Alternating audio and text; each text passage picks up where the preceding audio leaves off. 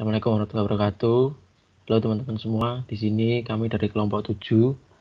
Kali ini bakal bahas perbandingan jenis RTOS, Real Time Operation System. Namun sebelum kita lanjut ke pembahasannya, kita akan kenalan terlebih dahulu. Jadi dari anggota kelompok 7 kali ini, ada yang pertama Fikri Lopambudi, NIM 01, kemudian Syahrul Ramadan, NIM 011, ada juga Rehan Putra Perdana, NIM 047, dilanjutkan Mas Rasid Mulya Irawan, NIM 068, dan terakhir ada Mas Ilham Waras Atnawan, NIM 0133. Nah, sebelum kita masuk ke perbandingan RTOS sendiri merupakan hasil pengembangan pada bidang IT yang kemudian bisa diadaptasikan untuk bidang otomatisasi.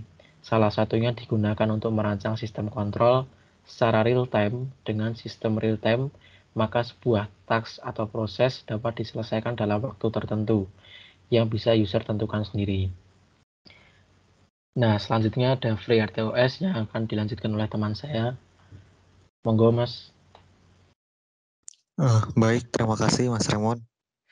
Di sini yang pertama saya akan menjelaskan tentang Free RTOS. Nah, apa sih Free RTOS itu? Free RTOS itu singkatan dari Free Real Time Operating System. Itu adalah sebuah real time operasi system yang digunakan untuk embedded device atau microcontroller untuk kebutuhan sistem operasinya. Nah, Free RTOS itu didistribusikan secara gratis melalui GPL dengan beberapa pengecualian untuk kalangan industri tertentu.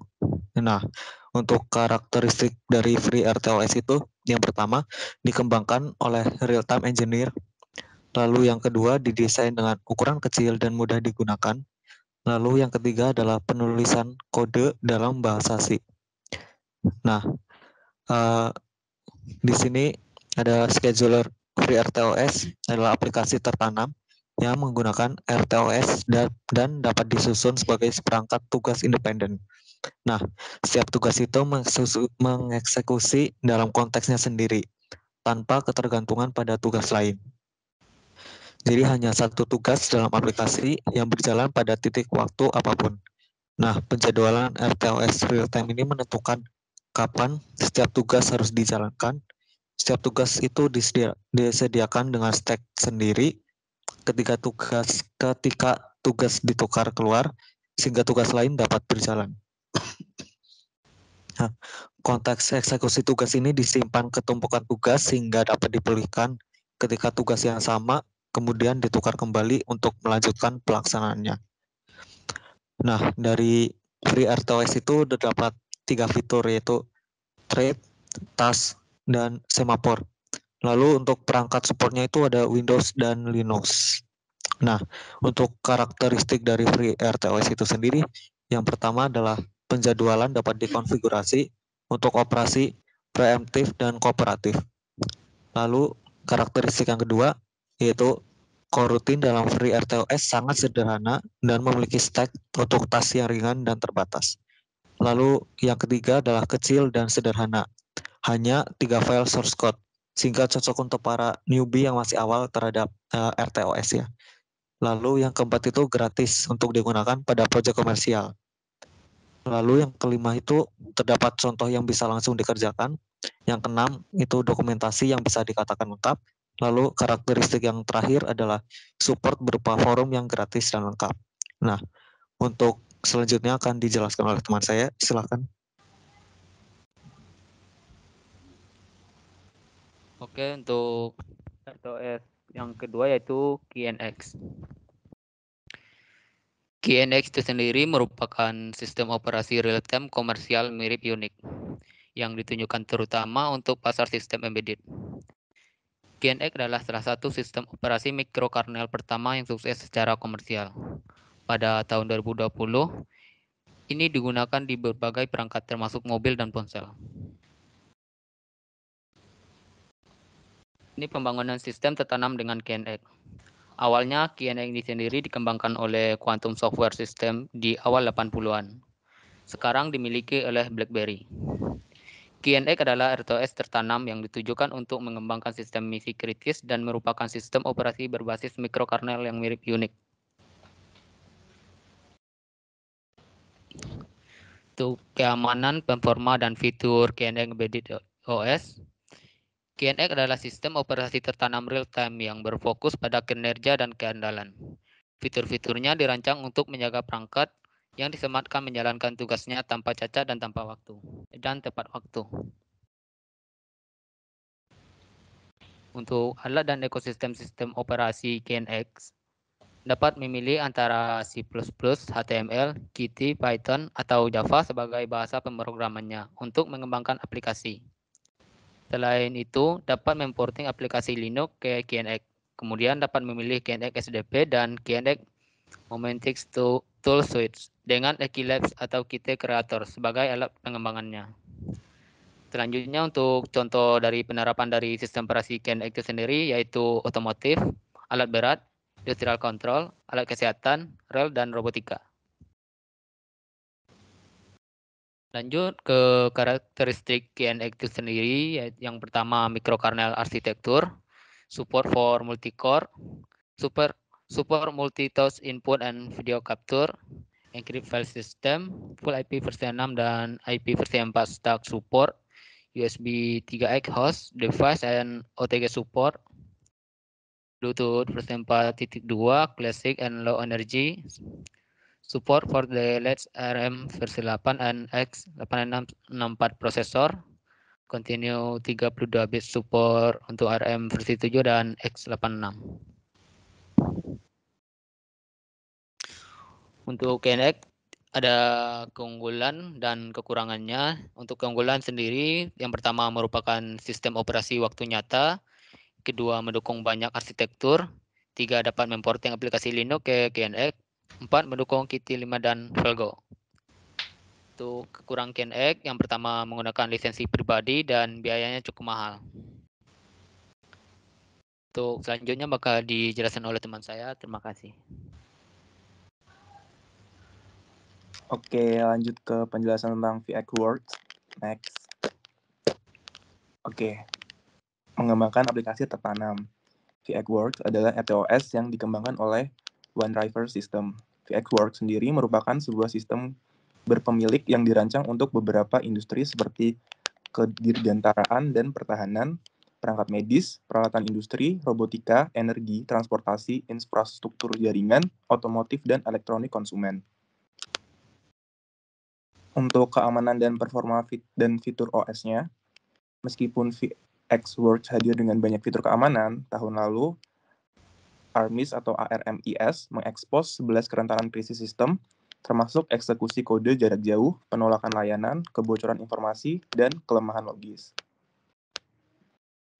Untuk karakteristik dari VxWorks sendiri itu ada support for single and multi-core, support C++, 11, 17, dan 20, Python and Rust programming languages, support for ARM dan IE32, Intel 64, MIPS, PowerPC, SH4, Strong ARM, Xscale Architecture. Terus ada General Purpose and Real Time IPv4, IPv6, Network Stack. Kemudian ada Socket Controller Area Network atau Socket CAN.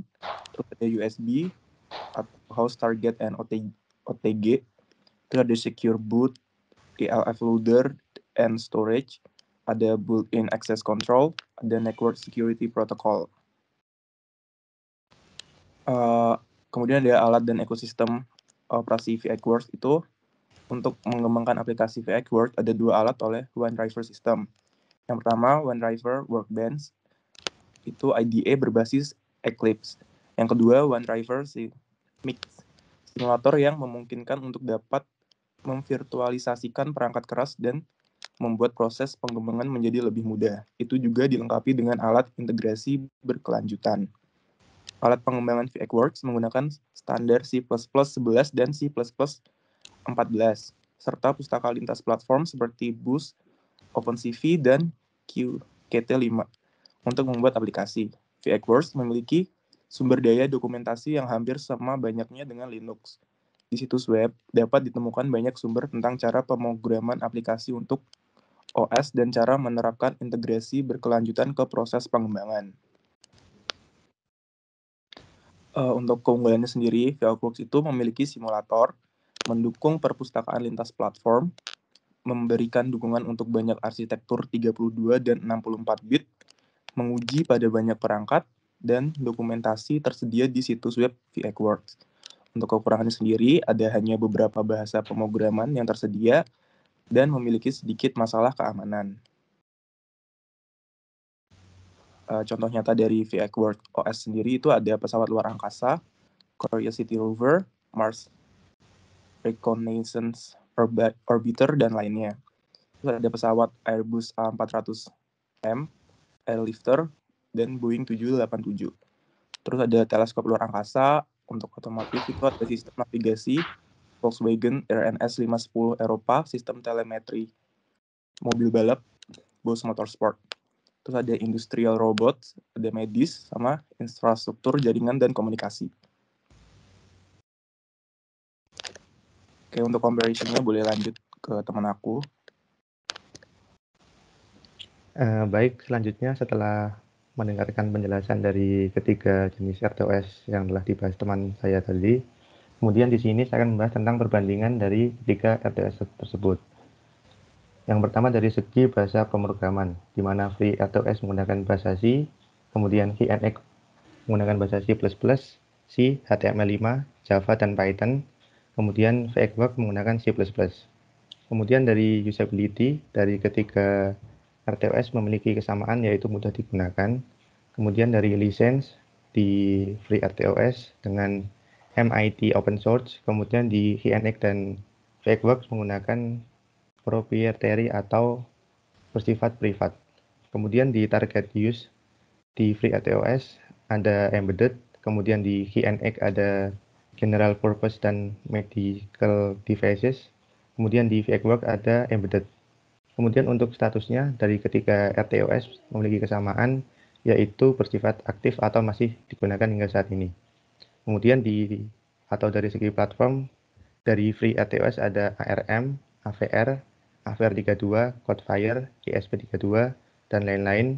Kemudian di QNX ada IE32, MIPS, PowerPC, SL4, ARM, Strong ARM, dan Xscale. Kemudian di VxWorks ada ARM, IA32, Intel 64, MIPS, PowerPC, SL4, Strong ARM, dan Xscale.